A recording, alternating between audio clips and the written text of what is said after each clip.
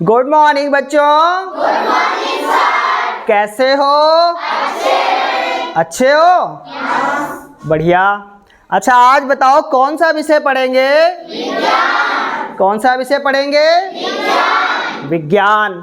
आज जो है विज्ञान विषय के जो है क्लास 7 का एक बहुत अच्छा टॉपिक है, उसके बारे में पढ़ेंगे। ये क्या लिखा हुआ है? सबसे ऊपर देखिए क्या लिखा हुआ है। कृषि के क्षेत्र में विभिन्न क्रांतियां। तो किसके बारे में पढ़ेंगे? क्रांतियों के बारे में। तो जो आपकी ये नीचे सारी क्रांतियां दी हुई हैं, ये सारी क्रांतियां जो है किससे संबंधित हैं? कृषि से। किससे? कृषि से संबंधित हैं। तो आप क्रांति का अर्थ समझते हो क्या होता है?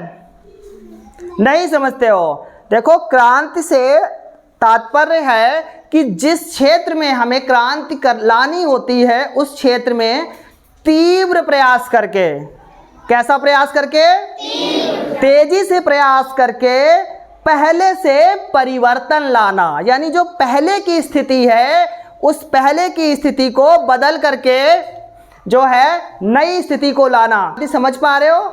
यानी कि जिस क्षेत्र में हमें क्रांति लानी होती है, उस क्रांति में भरसक प्रयास करके, तीव्र प्रयास करके, तेजी से प्रयास करके पहले से परिवर्तन लाना क्या कहलाता है? का नाम। और दूसरी साइड में लिखा है क्षेत्र। ठीक है, सबसे पहले लिखा है हरित क्रांति। क्या लिखा है? हरित क्रांति का क्षेत्र क्या है? फसल उत्पादन। यानी कि आपकी फसलों में विशेषकर गेहूं और धान की उत्पादकता को बढ़ाने के लिए कौन सी क्रांति प्रारंभ की गई? हरित क्रांति। हरित क्रांति। इसके बाद श्वेत क्रांति, इसी को सफेद क्रांति भी लिखा रहता है, कहीं श्वेत और सफेद एक ही बात है। ठीक है, श्वेत क्रांति का जो क्षेत्र है वो कौन सा है? दुग्ध उत्पादन। यानी कि दूध की उत्पादकता को बढ़ाने के लिए कौन सी क्रांति प्रारंभ की गई? बताइए, कौन सी क्रांति?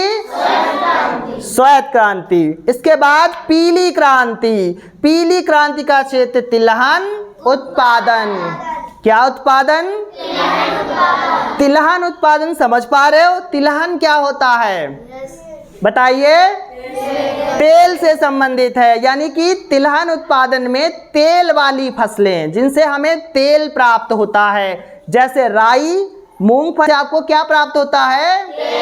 तेल प्राप्त होता है। जो तेल वाली फसलें हैं वो कौन सी क्रांति से संबंधित हैं? पीली क्रांति। यानी पीली क्रांति में तिलहन उत्पादन को बढ़ाने के लिए जोर दिया गया। इसके बाद है आपकी नीली क्रांति। नीली क्रांति जो है वो किससे संबंधित है? किससे संबंधित है? किससे संबंधित है?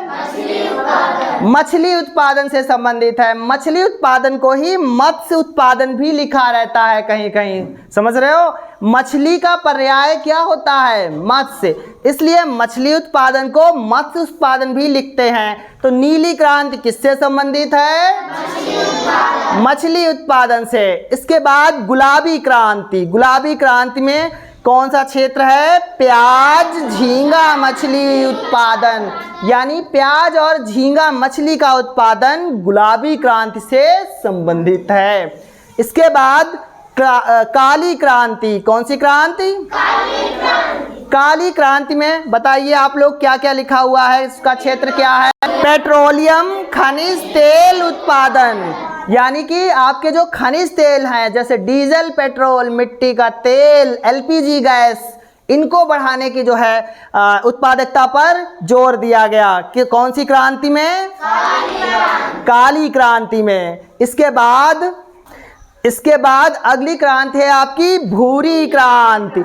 भूरी क्रांति किससे संबंधित है? बताइए। उर्वरक उत्पादन। किससे संबंधित है? उर्वरक जानते हो क्या होते हैं? बताइए। खाद। जैसे आपके खेतों में डाली जाती है, खाद से आपके खेत की क्या बढ़ती है? उर्वरा शक्ति बढ़ती है। ठीक है। तो उर्वरक में आपका खाद, डीएपी, यूरिया ये आते हैं। तो भूरी क्रांति किससे संबंधित है? उर्वरक उत्पादन। इसके बाद अगली क्रांति है रजत क्रांति। रजत क्रांति किससे संबंधित है? अंडा किससे संबंधित है? अंडा उत्पादन से। इसके बाद गोल क्रांति। गोल क्रांति बताइए? आलू उत्पादन से। किससे संबंधित है? आलू उत्पादन से। इसके बाद नीचे देखिए दो क्रांतियों के जनक भी लिखे गए हैं। पहला हरित क्रांति और दूसरे जो है श्वेत क्रांति यानी सफेद क्रांति के। तो सबसे पहले ऊपर देखिए हरित क्रांति के जनक कौन है? Doctor M S Swaminathan. इसके बाद श्वेत क्रांति के जनक कौन है? डॉक्टर वर्गीस कुरियन। कौन है?